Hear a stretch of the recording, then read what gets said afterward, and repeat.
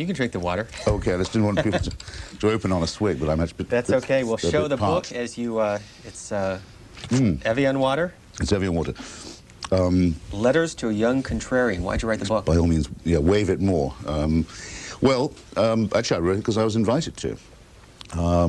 Some of your viewers, maybe you too, were given when they were young, I'm sure, Letters to a Young Poet by Rainer Maria Rilke, the great German poet who received these touching letters from a young man who wondered if the poetic life could be lived or was worth leading, and he replied. And it's an exquisite little book, putting one's own efforts rather in the shade, but the idea of Perseus Books was to see if we could do this again. So, for example, you'll be thrilled to hear Jessie Norman has written Letters to a Young Diva, advice to someone who might want to emulate her. There's Letters to a Young Lawyer, I believe, and then me for those who are vaguely malcontented and might want to transfer their discontent into some sort of energy or perhaps into writing. So very tentatively, because it marks my definite accession into middle age, you don't get asked to write for the young unless you've become old. You have to face it. I write to, actually the people I write to are real. They're my students at the New School in New York where I teach part-time, and other students I've had in Berkeley and other places. So I always have someone in mind who's actually asked me a specific question. One of the people you write about, Václav Havel, why'd you include him in the book, and who is he, for those who are not familiar with him? Václav Havel is the president now of the Czech Republic, and he was the president of Czechoslovakia before it defederated itself. When it became again a free country in 1989 with the collapse of the Berlin Wall and of the Stalinist system. And the reason why I take him as an exemplary case is that he's a man who organized a massive national and civic resistance completely non-violently, completely successfully, just by writing, and writing ironically and teasingly about the self-evident absurdity of the system he was living under. And incredibly, it just fell down, you know, and it was brought down basically, I mean, it's exaggerating slightly, and it's a vaguely romantic way of putting it, but it's not really untrue. It was brought down by poets, playwrights, and essayists, and authors. So the way that he lived that life and made words into weapons has always struck me as an absolutely fabulous 20th century story. Christopher Hitchens will be with us till the top of the hour. Our phone lines are open. They are divided regionally, and if you're watching us overseas or in Mexico and Canada, 202-628-0205. You refer to a man by the name of Santiago Alvarez, who you describe as the grand old man of Cuba cinema. Film was the special medium of the Cuban Revolution, and as he assured us, was unfettered, completely unfettered. Well, he said with a slight laugh, there is one thing that is not done. No satirical portrayal of the leader will be permitted, referring to Fidel Castro. Yeah. I said quite simply that if the main subject of Castro was off limits, then, in effect, there could be no real satire or criticism at all. By the way, I'm incredibly touched that you've got underlinings and notes in the margin and so on. I've read it. Thank you. And you'll agree, it's quite short and it's very reasonably priced and very nicely packaged. The perfect Thanksgiving and Hanukkah gift. I'll only have to say this once now. We'll keep showing the book. I want to ask you about the photograph, too. Yes, Santiago Alvarez, who I believe is still with us, was the author of a lot of very punchy, colorful, polemical Cuban films in the early 60s, the time when Cuba was considered a very exciting place, and not just on the left. And where a large number of very, very good film directors were then more or less free to work. Anyway, I went to Cuba in 1968 as a young leftist, and I was very interested to see if their claim was true. The Cuban claim was, our revolution is not going to be like Mao Zedong or Stalin, it's going to be different. It won't end up a kind of grey, conformist regime. So a lot of us were excited at the thought this could be true. And what I'm writing about here for my younger audience is, you know, what to do when you encounter disillusionment, in a sense. I was very thrilled, was invited to a seminar with Santiago Alvarez, whose films I'd seen. And I said, well, you know, talked more about it, and then he said, well, we're very free here, it was very unfettered. There's only one limitation, you don't make jokes about the leader. And I said, well, Mr. Castro seems to be a kind of big factor in this revolution, so if you're leaving him out, he's off limits. That's not a detail, is it? And people began to look at me as if I was being uncooperative or disloyal. And it was a sort of early warning to me. Because unfortunately now, I mean, the Cuban cinema, there is still a Havana Film Festival. People do still go to it. But all the life and colour has gone out of Cuban cinema, and indeed of the Cuban Revolution. It's a tragedy. As you well know, there's a meeting going on today with Karl Rove, the senior advisor to the president, and some of Hollywood's executives. What role do you think Hollywood can play in what we're seeing in Afghanistan and elsewhere in the world? Good grief. None, I hope. I'd like to think I have an answer to any question you could possibly ask me. I haven't thought about this one, but I can't think that Hollywood can be much help either way. Well, let me go back to your words, and then we'll open it up to calls. You conclude your book by saying, and this may summarize the essence of the book, the high ambition, therefore, seems to me to be this, that one should strive to combine the maximum of impatience with the maximum of skepticism, the maximum of hatred, of injustice and irrationality with the maximum of ironic self-criticism. This would mean really deciding to learn from history rather than invoking it. It's not bad. It's quite well put. So what's the message? Well, the message is to try and live your life as if you were a free person, that you didn't have to wonder what anyone else's opinion was, that you should take the risk of believing that if you're the only person who thinks what you think, that still might well mean that you were right. In fact, though that loneliness often makes people wonder, because perhaps out of modesty they feel, well, if I feel this way and everyone else doesn't, maybe I'm crazy, or maybe there's something they know that I don't. I'm trying to encourage people not to think like that. You'll notice sometimes on chat shows, I'm sure, and call-in shows as well, people will often say, well, as so-and-so was just saying, and as I quite agree, and they're nervous. They don't want to speak in their own voice. They won't ever quite come out and say, this is what I think. What I'm trying to give people the confidence to do, in other words, is to not only think that even if you're the only one who thinks it, it could be true, but to imagine that actually, if the majority thinks one thing, it's more likely than not to be wrong. Where was the picture taken? The picture was taken in a studio in Georgetown earlier this year, just by the canal. And how many packs of cigarette do you smoke? It's a shameful admission. It depends on how long the day is, really. I mean, if I have a long day, I can go to 3 packs, which is, it'll kill me. I don't put advice to the young of any other kind in my book, but if there's anyone watching who is young, who does smoke, if they can stop now, they really ought to try.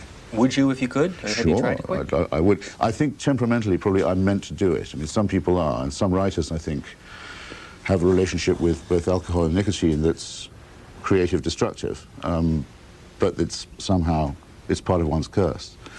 I'm one of those. I can also handle it, but anyway.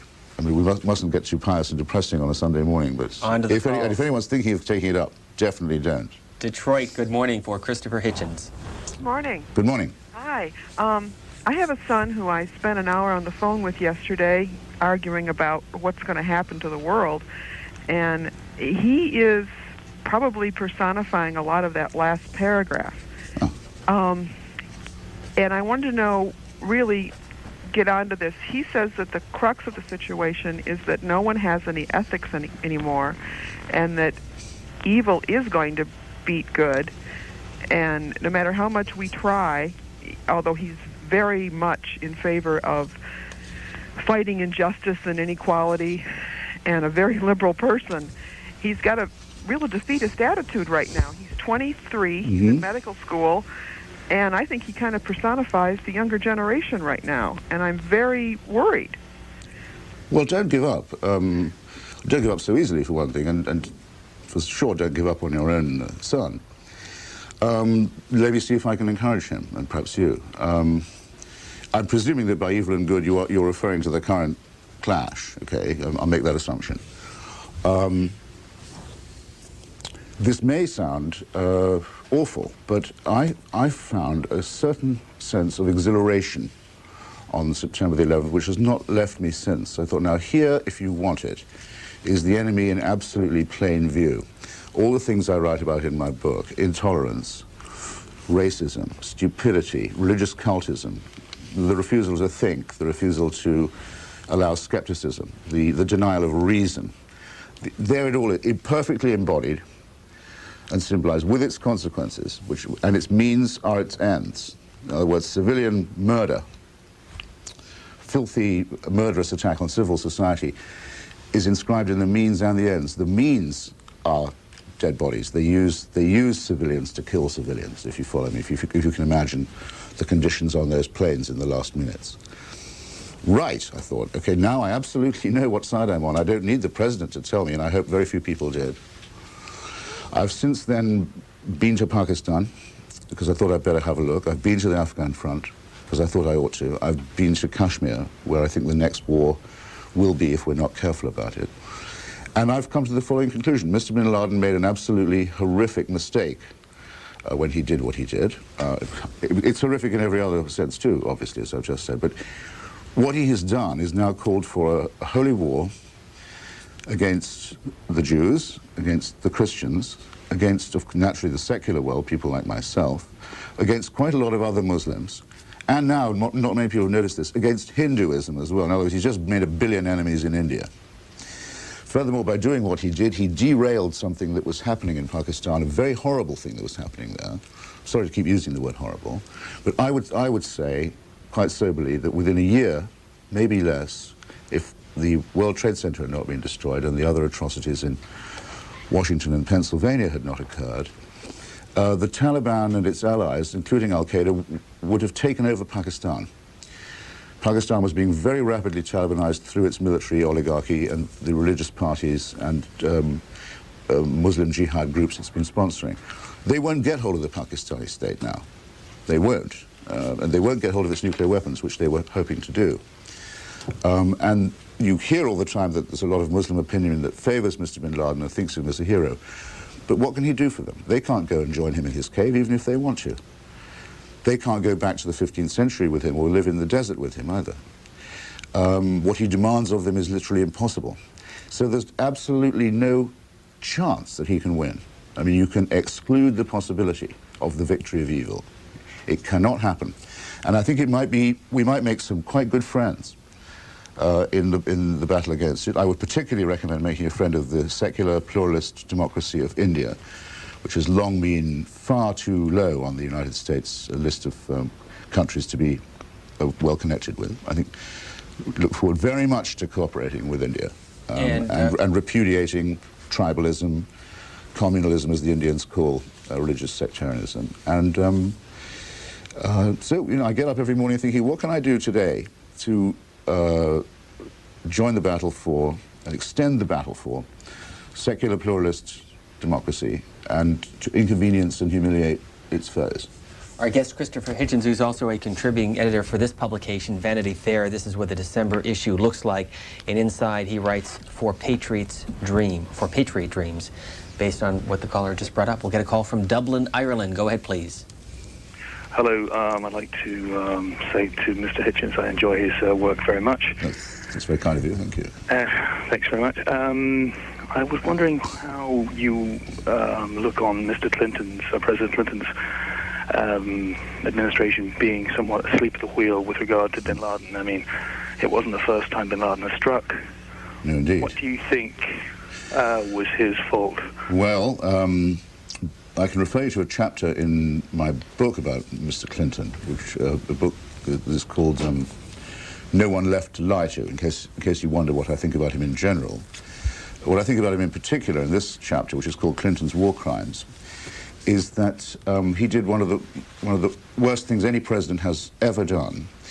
He used American cruise missiles in a covert and surreptitious decision that was taken against the advice of most of his Joint Chiefs and his intelligence chiefs and diplomats, ostensibly to bomb a terrorist facility, as they call it, in Sudan, but actually in order to try and fool around with public opinion on the day that Monica Lewinsky was going back to the grand jury. It was, as we say in Washington, a wag-the-dog moment. He picked a target, excuse me, he picked a target which he knew was not a military facility, that was actually a factory making most of the pharmaceuticals and medicines for Sudan,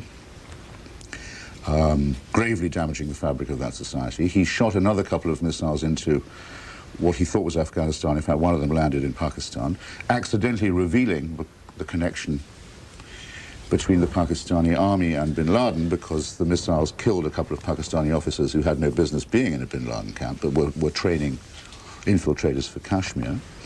And having made a complete fool of himself, having been exposed before the United Nations as having hit the wrong target for the wrong reasons in a shady week where he was trying to avoid impeachment, he dropped the subject of bin Laden altogether.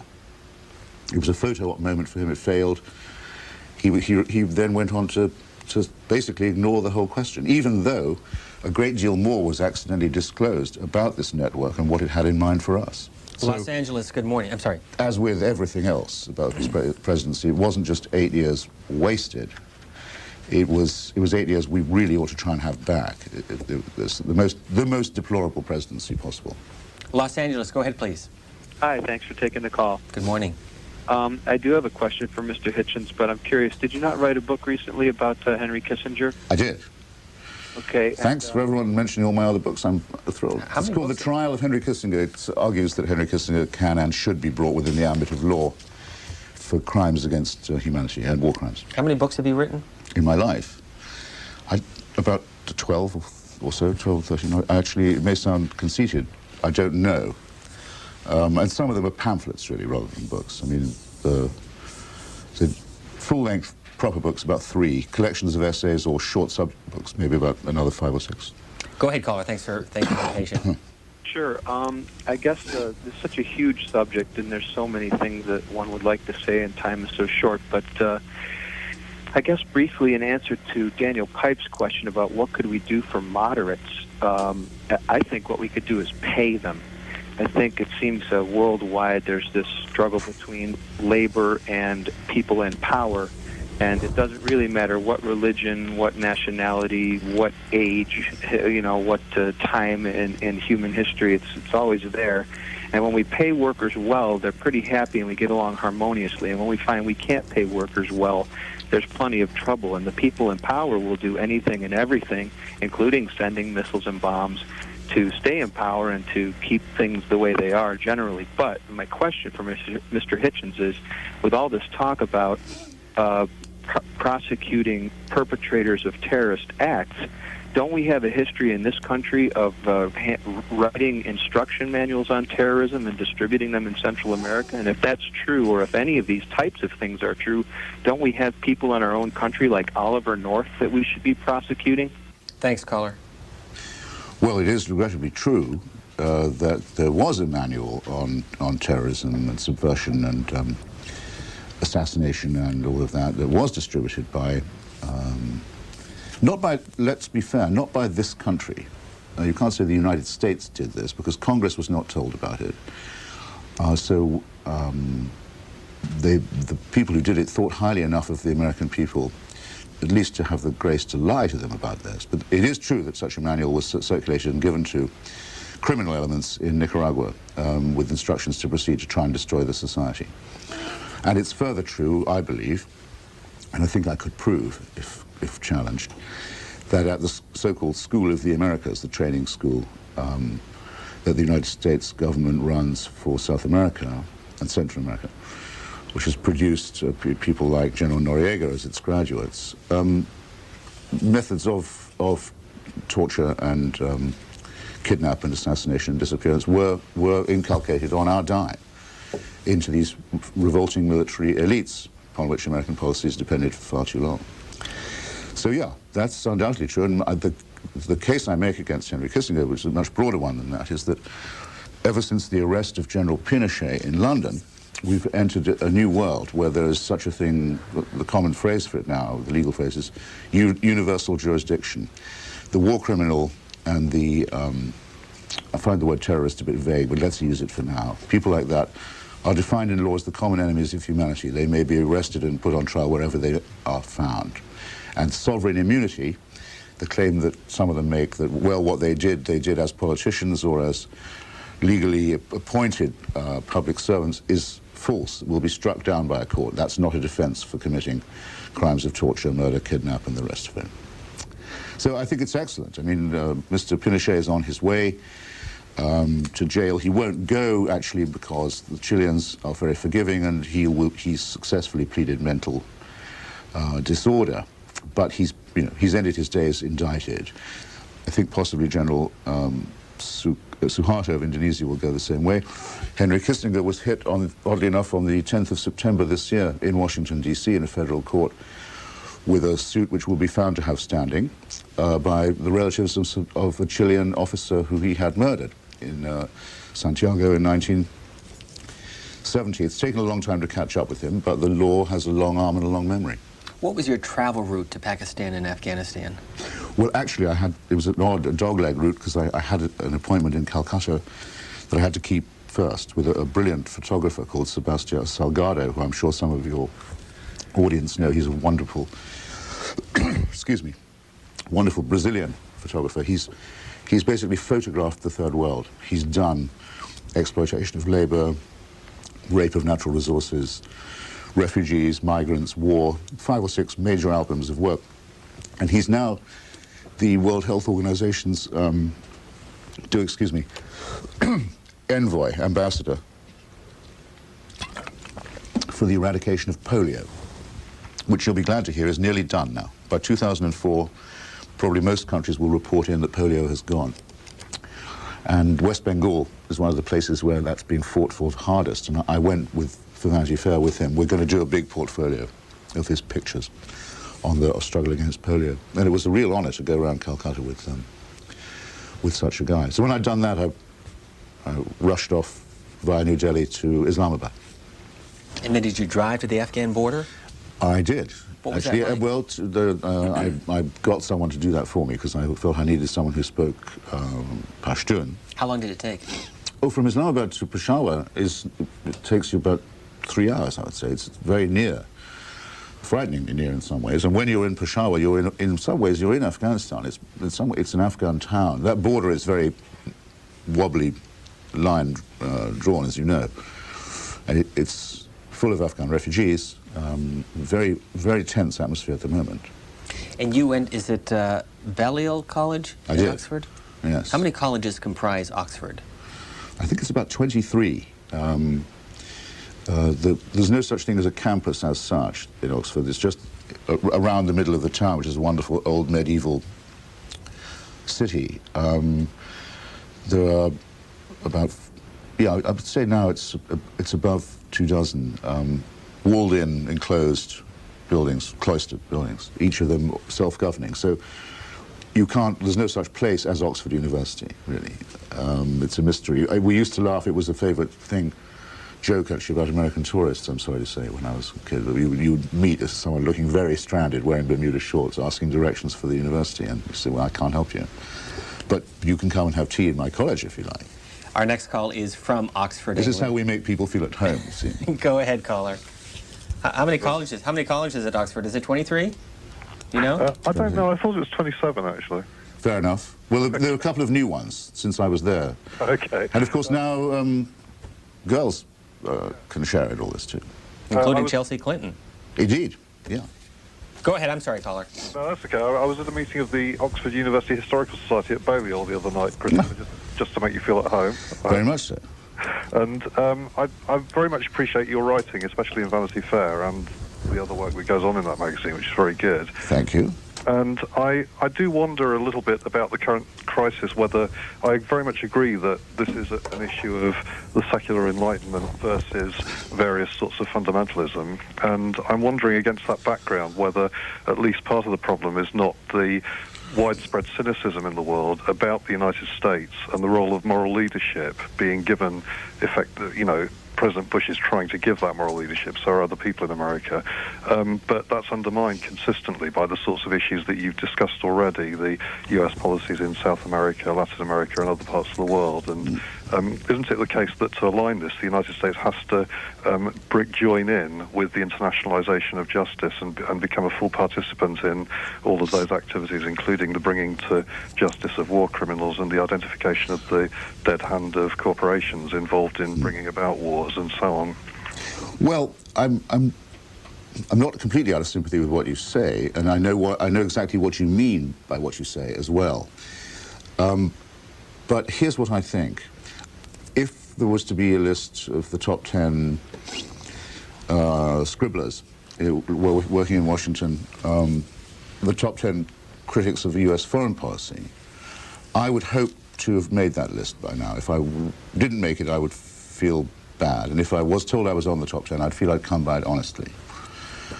And I think some people watching know what I mean by that. I would yield to nobody, and that's what I meant when I wrote the Kissinger book. But I don't think, in some sense, I don't think this has anything to do with that.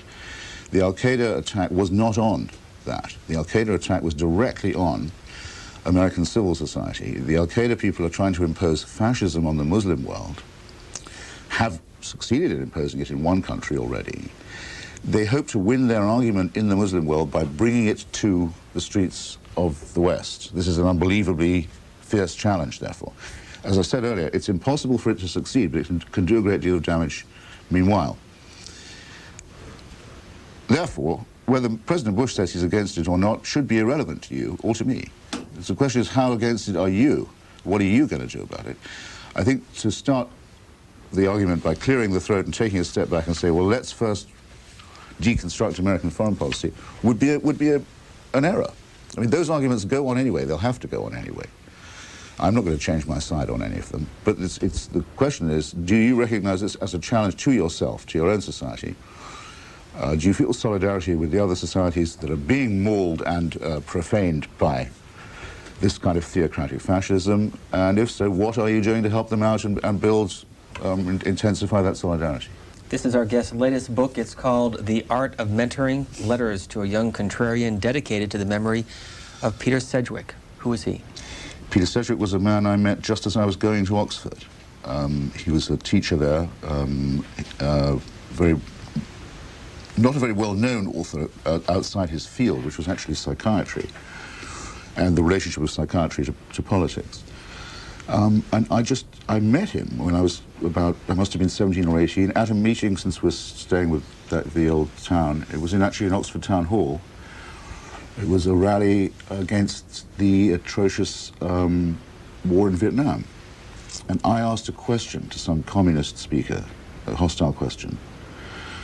And at the end of the meeting, this man came up to me and said, I thought that was a good argument you had, and blah, blah. And, anyway, we became friends, and when I went away to teach, which was not long after that, while I was waiting to go to Oxford, I taught in a boys' school down in the Western Peninsula in Devonshire. And we began to correspond. And he was very good. He answered all my letters. He sent me books he thought I should read. He introduced me to all kinds of subjects I'd been unaware of. So I always, when people ask me for advice, or if I have a student who would like some of my time outside class, I always try to do it. And I always try and think that it's paying back Peter, who, alas, is no longer with us. He died appallingly young and in a very pointless way. Next call is Geneva, Switzerland. Good morning. Good morning. I'm a big fan of yours. Yeah. And what can I say? Just because your honesty, your relative clear thoughts and honesty, as opposed to the dancing. And my question is about the dancing, because it's just now that we're getting a sense of what the Al Jazeera network might be like, and I'm wondering about its funding and economics, and I'm wondering about the balance that CNN may or may not provide in the Muslim world for information, and whether or not it makes sense to set up something like an infomercial type 24-hour news broadcast so that Arabs can actually hear other Arabs and get other information and points of view that are bent towards specifically giving them the information. I know they're already doing radio, but obviously visual, whenever it's opportune, is always more impacting. And, you know, the infomercial, the mild distortions, are the mild distortions are only mild in many respects. I'll stop you there. Thanks for the call. Well, I I didn't think there was any mystery about the financing of Al Jazeera. I thought we knew that it was the Sultan of Qatar who put up the dough. Isn't that correct? And it's not. I don't know if that's sinister or not. I mean, there seems nothing covert about it in any case. Nothing surreptitious. I saw a very interesting discussion involving my friend Robert Fisk, who's one of the best of the Middle Eastern reporters, if not the best, and some other participants. I think this was actually on the BBC World channel, which isn't bad. And what Fisk said, this was at a time when there was talk of, not letting Al Jazeera broadcast just straight to us with Mr. bin Laden's remarks. Fisk said, well, the thing is this, Fisk has met bin Laden more than anyone else, I believe. So when he meets bin Laden, he asks him a lot of questions. He doesn't just say, have you got any remarks I can carry away with me and put in my newspaper so that your words get to the rest of the world. He's not a megaphone. He's not a ventriloquist dummy.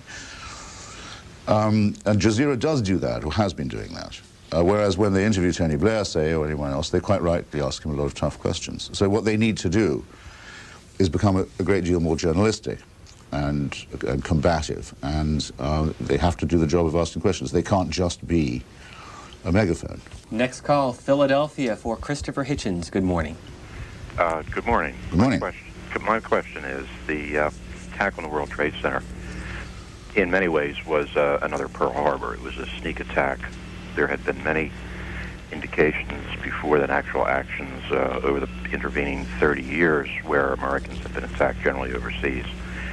My question is, do you reckon that it will always be a Pearl Harbor type of action, World Trade Center kind of action that is required in future to rouse this country to really address issues?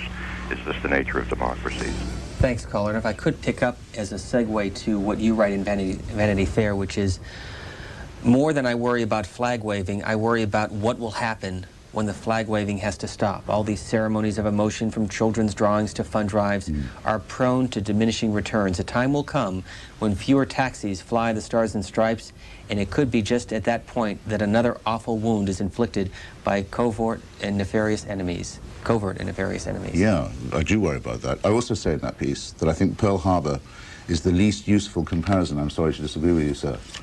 Pearl Harbor was something that could have been and was predicted, not the day or the timing, but it was understood that the United States and Japan were maneuvering for an advantage in the Pacific where the empires were going to clash, and probably the first clash would be naval. The Japanese found a brilliant way of finessing that, at least to their opening advantage, and they used their own uniformed flyers, losing many of them in the process, to attack a strictly military base. Now, it's very underhand, admittedly, but it was within the rules of imperial and imperialistic warfare, by no means the worst thing that's ever been done. By contrast, the forces of Al-Qaeda use civilians as missiles to kill civilians.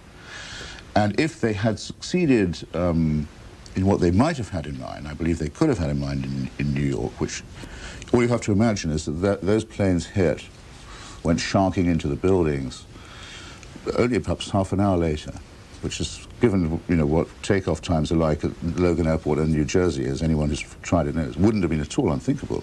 You could have factored that in. The buildings could have been nearly full. That's 50,000 people, as far as the attackers know. And they might have aimed and hoped to bring them down, not to implode them, but to bring them down sideways, make them fall over, which if they fall, they're both a quarter of a mile high. They could have hoped to kill 100,000 people in Manhattan at rush hour or early morning. That would have been the Dresden of the Taliban. It would not have been a Pearl Harbor at all. We're going to go back to calls, but very quickly. And this photograph is when the Twin Towers were completed, and as you write, you first saw them back in the summer of 1970 when the World Trade Center was still under construction. Do you think they will, or should they rebuild the World Trade Center? I would say that I'm one of those who thinks it would be a bad idea. For one thing, I don't think it's possible to build on that site. I'm not a religious person. I don't believe particularly in the sacrosanctness of remains. I'm going to give my own carcass to science. I've already done so, in fact. But I think everyone has a natural revulsion against desecration. And this is like Antigone. This is the unburied bodies more or less in the streets. I don't think you can build on that. Next call from London for Christopher Hitchens.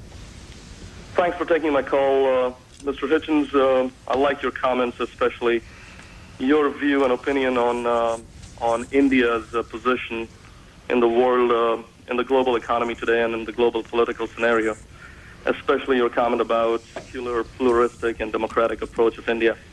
As I compare the status of Pakistan pre-September 11th and now, I would like your opinion, especially when Pakistan used to be a vehement supporter of the Taliban and had diplomatic relations with the Taliban, was state-sponsoring terrorism, in fact also calling General Pervez Musharraf, the military dictator, calling some of the terrorists who've been banned by the Western world freedom fighters.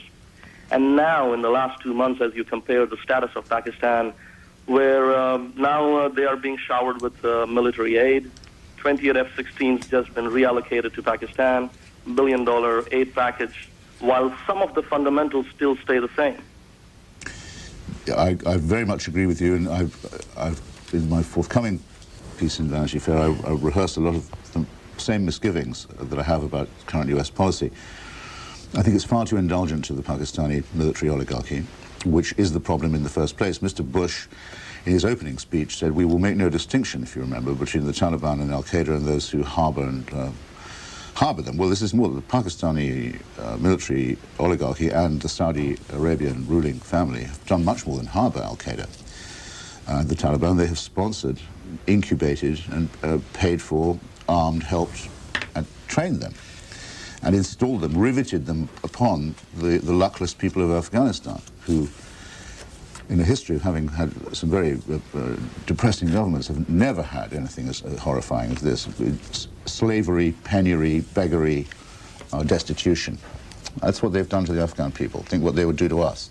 So, I thought that, I thought and think that the dependence of the United States policy on not really owning up to that, because we'd rather say we had Muslim friends than say what ought to be said about General Musharraf and the Saudis. In addition to we become prisoners of our allies, and the fact of the matter is the Pakistani army is sabotaging the war against the Taliban. It doesn't want it to succeed.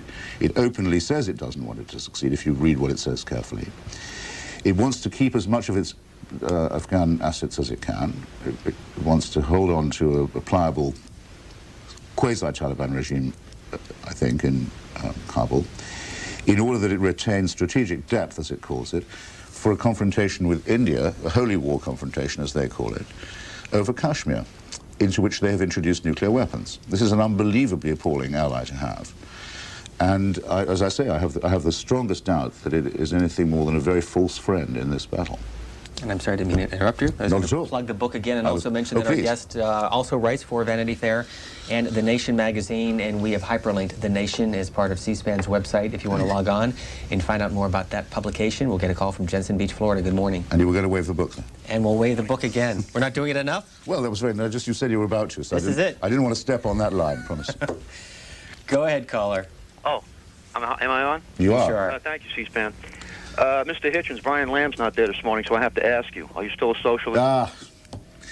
I think I say this in the book. 20 years I've been doing the show, very nearly 20 years, more or less since it started. And Brian always used to ask me this look of polite incredulity, you know.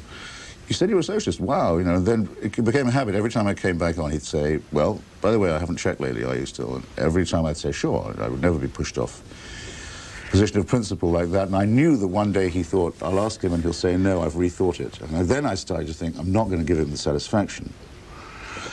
So it's probable, here we come to it, it's probable that I went on saying I was for slightly longer than I would have done if it wasn't for Brian Lamb.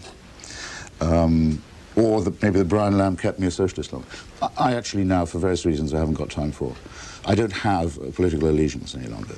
I don't have an ideological one either. I spent my entire life on the Marxist left, and I learned a lot from it, and if I could tell you quite a lot about this is in the book, about what I learned and what I thought was worthwhile from it, and would still defend. But I now don't really think there is a socialist movement. I don't think it's going to revive, if I'm really objective about it.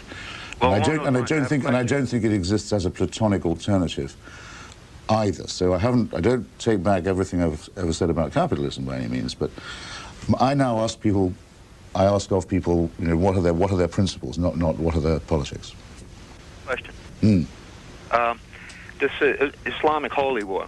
It's been said that it's an attack on Western culture. Isn't it really an attack on the global culture?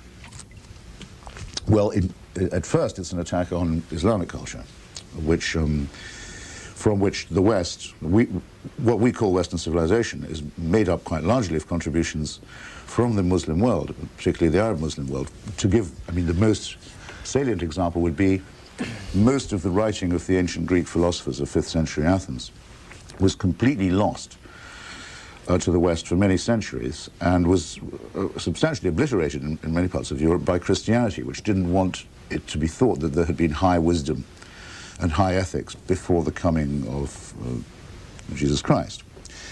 So the works of the Greeks were preserved in great Muslim universities and libraries and came back to the West through Andalusia, through Spain. We owe them that. You try and do thermodynamic calculations using Roman numerals and see where you get, or any other kind of calculation. Our numerals are from the Muslim world. Geneva, Switzerland. Just to give an example. Now, so wait, this isn't, but the societies that did that, the Muslim societies that allowed these tremendous achievements, were open, and as you can see, were interested in things like the Greeks, and things like the Jews, and things like the Jews, excuse me, in discussions with Judaism.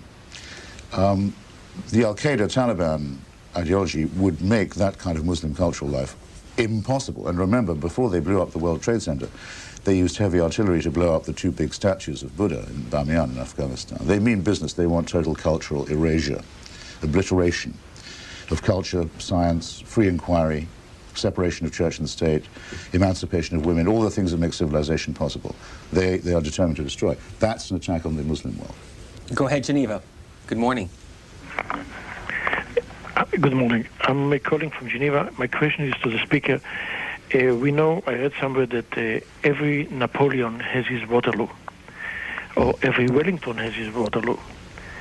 What I'm trying to say is, was the World Trade Center attack an entrapment by which Al-Qaeda called in Bush to enter their Waterloo, to enter their entrapment in Afghanistan? If I got the question right, I think the question is is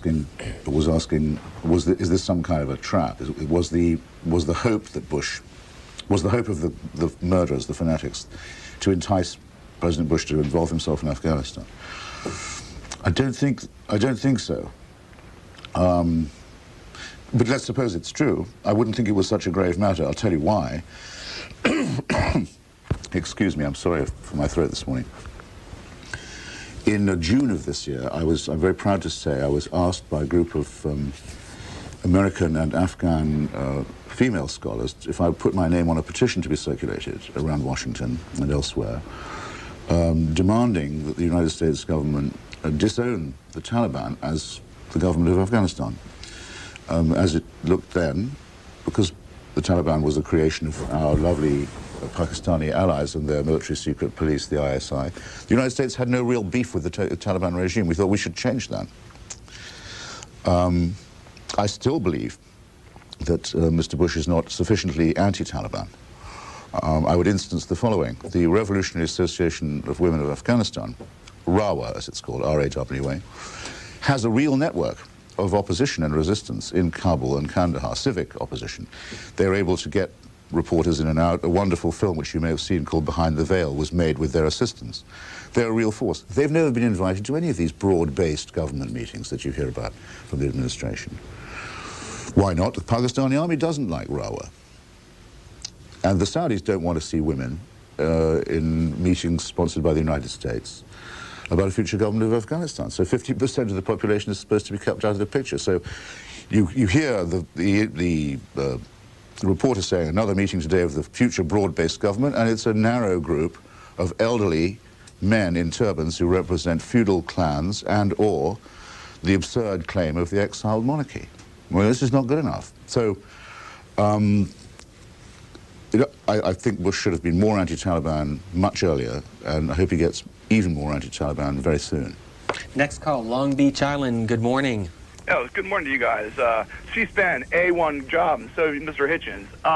I've got a little question. I think that this all revolves around religion and how that the different religions of the world since the beginning of the written word have impacted our society and have infused their doctrine on us and taken apart our way of thought that of free-speaking individuals here in America. What do you feel about that, Mr. Hitchens? I think if you and I met, we'd probably find that we thought very much alike. A large part of my book is an attack on faith. I mean, I think if people say I have faith, I don't know why they expect me to be impressed. What that means is that they rely on something they couldn't prove and can't defend an argument. They just say, it's so because I kind of believe it. I couldn't be less impressed. Civilization begins where reason kicks in and where there are no unexamined assumptions, where skepticism occurs and doubt and experiment begins is where science begins, and medicine, and anything else that's any good for you. The belief that you are the plaything of a creator, that you attribute your presence here not to the laws of evolution and of biology and physics, but to some plan, is, I think, a horrible idea, because I'm glad it's not true. Some atheists say they wish religion was true. It's just a shame it's not. I'm not one of those. I think it's a horrible scheme. Imagine the idea that you have cradle-to-grave supervision that also goes on after you're dead. You never get away with it. It's like living in a celestial North Korea. It's impossible to escape. It's demanding that you be enslaved, and by a totalizing force. Well, I'm very, very glad that there's no reason to believe that such a force exists. Manchester, England, for Christopher Hitchens. Good morning. Hello, Mr. Hitchens. I'd just like your take on the Middle East. I'd like you to know what you think of Ariel Sharon. I mean, he's been responsible for the 1982 massacre of the Palestinians in Sabra and Shatila. And do you not think there is a comparison between what the Israelis are doing today to the Palestinians in the occupied territories and to what the Nazis did to the Jews back in the Second World War? To answer your question in reverse, no to the last bit. I don't think it's remotely comparable. I don't think anyone who's studied the history of German imperialism, Nazi imperialism in the 30s and 40s in Europe would recognize Israeli behavior in that unbelievable campaign to destroy Western civilization. But you're hearing this said firmly, I hope, by someone who thinks that you just understated matters about Ariel Sharon. He wasn't just responsible for a massacre of thousands of unarmed civilians, and directly responsible. He instigated it in 1982. He's been responsible for massacres and bullying of and killing of civilians all his life. He's a religious thug, and one of the worst combinations imaginable, a religious nationalist. Once you combine ethnicity with messianism, it doesn't matter which the religion is, you're going to have a nightmarish result. I say this as someone of Jewish parentage, as someone who actually thinks that Zionism is a false messiah for the Jews. But let's not get into all that now. It's certainly nothing but pain for the Arabs of Palestine. I think their treatment is appalling. I think they should have had a state of their own a long time ago. Even the Balfour Declaration, which founds the moral conditions for the Zionist state, says that the rights given to Jews in Palestine must be, matched by the rights given to what is called rather contemptuously the native population. Well, I certainly am not prepared to demand as a Jew that an Arab born in Palestine should have less rights there than I, born in Portsmouth, as it happens, should have. Indeed, I think it's very dubious that I should have the same rights as a Jew in Palestine as someone who was born there when I wasn't. So if you follow me, therefore I'll shorten this. I think it is an absolute disgrace that a single cent of American taxpayers' money is allowed to be used by Israel for the occupation. I think that should stop immediately. I think Sharon should be told, if you're going to occupy these people, and treat them like cattle and threaten to expel them again, to ethnically cleanse them, which is now openly being discussed. You do that on your own dime. You do not use a single American weapon or dollar for that. I also think he should be told to stop talking that way in any case. A couple minutes left with Christopher Hitchens. First, Charleston, South Carolina. Good morning. Yes, good morning. I'm a fellow Brit. I can tell. Absolutely. I think we're about the same age also. I'm just wondering... what is that in your... I'm glad you asked and not me. I can't not ask. Well, I'll just leave that open for speculation. Often wonder how old I seem. I just was wondering what you feel about the British role in this, that in the past generations we've done so much to inflame this region. What do you feel that we possibly can do as rather a poor, second-rate nation today with Tony Blair? Oh, don't be so modest. And also, just, what did you study at Balliol? I studied philosophy, politics and economics. Did I get that question quite right? How would you size up Tony Blair? Oh, well, I don't come, even when I'm no longer a member of the Labour Party, but when I was not on the same wing as the one that's produced him. But I very much admire the way he's handled himself recently. I thought, I'll give you one example of what I mean. As you know, quite a lot of our fellow, my fellow Englishmen and women were killed in that atrocity. We don't know how many, but it's quite a lot, more than has ever been killed by that kind of thing at one time before, in say, Belfast or any of the other tussles. Blair has made almost nothing of this. He hasn't said, in talking to the British public, at least the first few times, and when addressing the Labour Party conference, the keynote speech, he didn't try and appeal to people saying, look, by the way, a lot of Brits were killed too, so it's our fight. He defined it quite correctly as something that quite transcends all ethnic, national, and other sorts of boundary. And I admire him for it. I also admire him for pressing on Mr. Bush the following. Mr. Bush cannot go around talking about defending civilization while saying, by the way, we don't think this cause of civilization is good enough to actually risk an American soldier in. Can't we hire some local mercenaries to do the dying for us? Or can't we have pilots flying so high that their planes can't be seen or heard from the ground, which pretty much guarantees there will be bad bombings on the ground, bad near misses and well, I don't mean near misses, I mean collateral damage. Tony Blair says no, and the SAS people are saying we should have already established a fire base right in the middle of Taliban territory. I told them we're in your grid square, as the British like to call it. What are you going to do about that? That would put the fear of the living God into them, if anything would. So I mean, I take my hat off to Blair, really. London, go ahead, please. Thanks for taking my call, Sure. Mr. Hitchens. I'm a big fan, although I may not always agree with. Why doesn't someone who hates me call up? We will. It's been fan all day. We will. I'm supposed to be here. Morning. I'm supposed to be here selling a book on how to be a contrarian. Well, we may all I'm be. being love bombed all the time. It's nauseating. But my question is that you have advocated the establishment of closer relationship with India. The BJP government of India has come to power by fanning Hindu fanaticism. Christians are being killed in that country. Indian brutality in Kashmir has gone widely unreported. India has fought wars with most of its neighbors or interfered in the internal affairs of most of its neighbors, like Sri Lanka, where it has supported the Tamil Tigers. India even opposed the UN resolution on East Timor. India opposes the Kashmiri people in having a say where Kashmir should go to, either Pakistan or as an independent Kashmiri state. Yeah, I know where you're going and I see where you're coming from. Some of that is true. I'm certainly not a fan of the BJP government.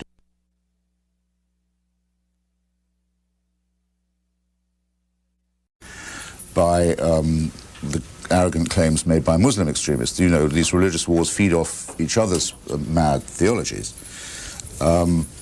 It's also true, I must say, that I can't happy with the Indian policy in Kashmir. My feeling of friendship for India and Indians comes from this. When you're there, you realize that, okay, the BJP is in power now. It won't be in power all the time. It isn't in power in many of the states that make up India. It's not in power in West Bengal, it's not in power in Kerala, it's not in power in a number of other places. India is pluralistic. It has a secular constitution. It has seats in its parliament for all minorities.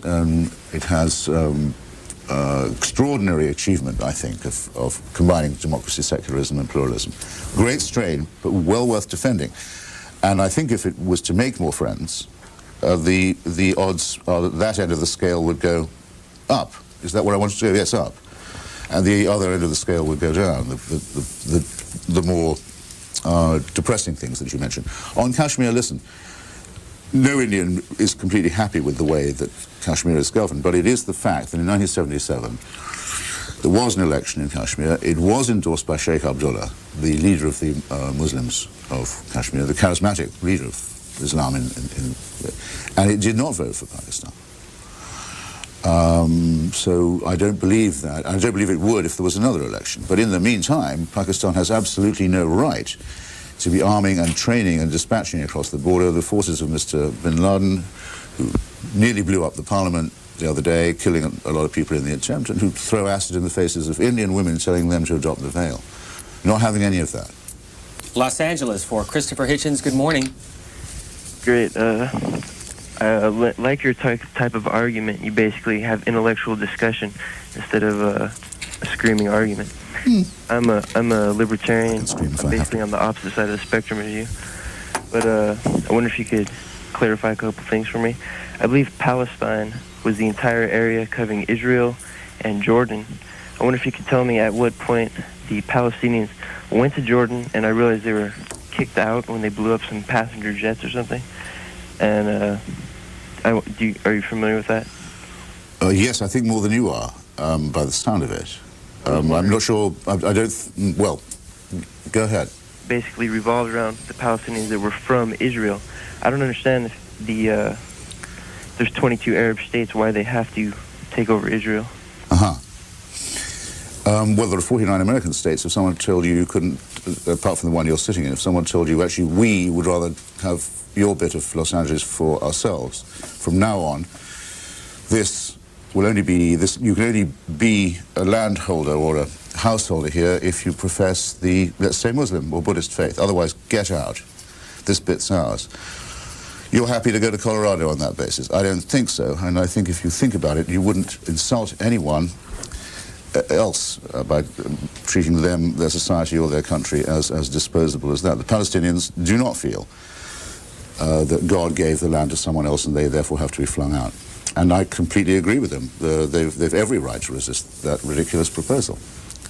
By the way, could I just say, though, if you say you're a libertarian, though I must say you sound like an authoritarian where Palestinians are concerned, if you are a libertarian, you may find some nourishment in my book where I say that in the same breath as I mourn the decay of some of my socialist allegiances, that deep down, I mean, I've always been a sympathizer of the libertarian anti-statist point of view, and one of the things that attracted me to socialism in the beginning was the idea of the withering away of the state. Anyway, you might get some amusement out of it. Keeps coming back to the book. You've figured out a way to promote it. This is America on message. Last call from Leeds, England for Christopher Hitchens. We have about a minute left. Go ahead, please. Caller, are you with us? Hitchens, I'm another big fan of your work. Not again. I read a brief serialization of your novel in The Guardian yesterday. It read like a novel, did it? That's nice. It's the same book. Wrong word, I apologise. No. But do you still have hope in the face of all this religious intolerance, which I see on a local basis, living among Muslim communities, young Muslim youth, and then on a global reach? There's a lot of religious intolerance, and it's very easy to portray that as coming from the Islamic side of the world, although obviously it's both sides. Do you still have hope? Does this not feel like a clash of civilizations? My view about that is it isn't a clash of civilizations, no, because there's too much civilization on what other people would otherwise call the other side, the Muslim side. But there's a very big clash of worldviews, and it's a fight which I personally think it's absolutely essential to have. Look, the alternative of not fighting it does not exist. You can't surrender to theocratic fascism, nor could you live or coexist with it. So that's easy. And since they make it a choice, them or us, it'll be them. We'll make absolutely sure of it. This is what the book looks like, Letters to a Young Contrarian. The author is Christopher Hitchens. What's your next project? In the year 2003, it will be the centennial of George Orwell, the centennial of George Orwell's birth, and I've written a book which will come out in the middle of next year, saying why I think he was one of the most important writers of the 20th century and should be honoured again. So I think we haven't got a title yet, but provisionally it's called The Victory of George Orwell. We thank you for joining us. Come back again. It was a pleasure. Thank you. By the way, C-SPAN made a mistake, and we want to correct it in our coverage of the UN General Assembly, which, by the way, was originally scheduled to meet in late September, postponed because of the events of September the 11th, and meeting throughout the next week.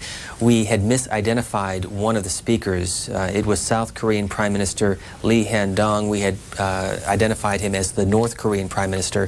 He, of course, is the South Korean Prime Minister. We apologize for that mistake, and we thank our audience for letting us know about that. Speaking of C-SPAN coverage of the events in New York City and on this Veterans Day here in Washington at Arlington National Cemetery, Vice President Dick Cheney will be among the speakers. Our live coverage will get underway in about 25 minutes with the musical interlude and the remarks getting underway at 11 o'clock. President Bush is at the site of the World Trade Center for a ceremony that will take place this afternoon at 1:30 East Coast time, 10:30 for those of you in the West Coast, and we'll have live coverage of that again here on C-SPAN. Don't forget to check out American Politics tonight, which will include Karl Rove, who spoke to a conservative group here this past Thursday, and Senator Joe Lieberman, who was up in Manchester, New Hampshire, speaking to New Hampshire Democrats. That's American Politics and Book Notes.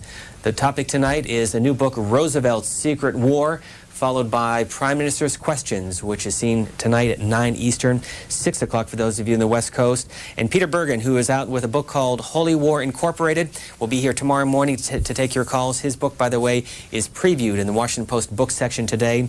And a reminder on C-SPAN 2. It was a serialized in Vanity Fair this week. It is? Yep. Thank you. Great book. A great issue of the magazine, too. The book, that's okay. Judith Miller's book, Germs, Biological Weapons and America's Secret War. You can watch her tonight at 7:30 Eastern Time. She is in New York at the 92nd Street Y, all part of C-SPAN's Book TV coverage. We thank you for joining us on this Veterans Day. Enjoy the rest of your week.